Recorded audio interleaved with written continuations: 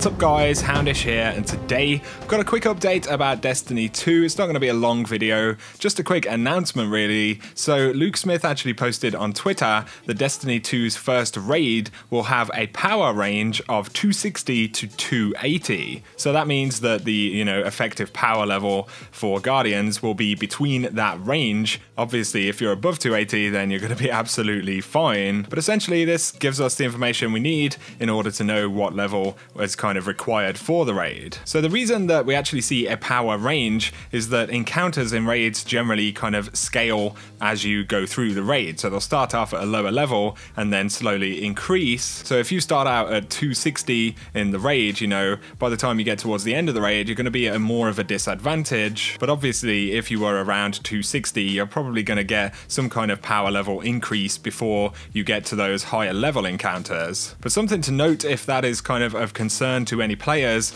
previously in raids in Destiny 1, we have kind of completed them at the final boss phase. I remember King's Fall was a good example where we were actually underleveled by around about 10 light at the time that we did the final boss fight. Of course, we don't know really how it works in Destiny 2. I'm assuming it's fairly similar, so chances are even if you aren't 280 on the final encounter, you will still be able to actually get it done. I think that's kind of one of the design goals of, that higher level stuff right at the end of the raid, is that perhaps you will actually be under-leveled your first times doing it. It's going to be a really interesting one because this is the first time people have been able to truly over-level before a raid as well. I'm just about to hit 280 on my Titan. I'm a little bit slower than a lot of my friends who've been playing the game around about the same amount. For people who are playing the game a lot right now, there are people who are 280, 290, there are even players who have hit 300 now. So it's going to be really interesting to see how different that raid becomes, how much of an advantage it is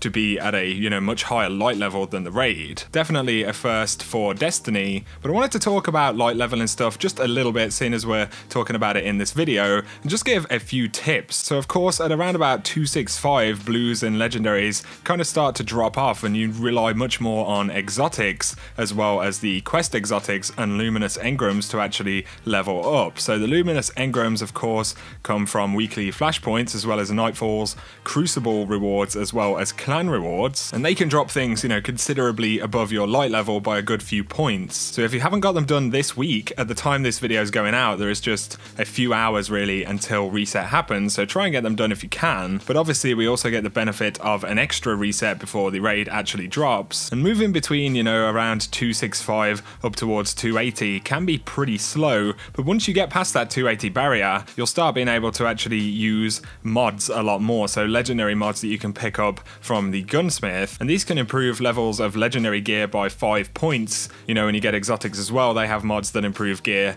by 5 points, and being able to actually pick these up and put onto your gear pieces will definitely be advantageous. While I'm talking about infusion, it's worth me noting that if you see base power is too low when you're trying to infuse something that actually looks like it's higher, this is because of the mods that are actually on those pieces of gear. So the overall power level that you see is including the 5 points which are added by the mod. So sometimes when you're looking at a lower level piece of gear that you want to infuse, by trying to infuse the higher piece of gear, you're actually infusing a piece of gear that is 5 points lower than what it says it is if it has one of these mods. Few people have asked me about this as well, so I just wanted to point that out. On the whole though, most people have kind of got a grip of the leveling game right now in Destiny 2, but I just wanted to point those few things out. But there we have it, our information about the raid. It will be a power range of 260 going all the way up to 280 for the final encounters. So I want to wish everyone going into the raid on day one the best of luck. It's going to be really exciting to jump into the raid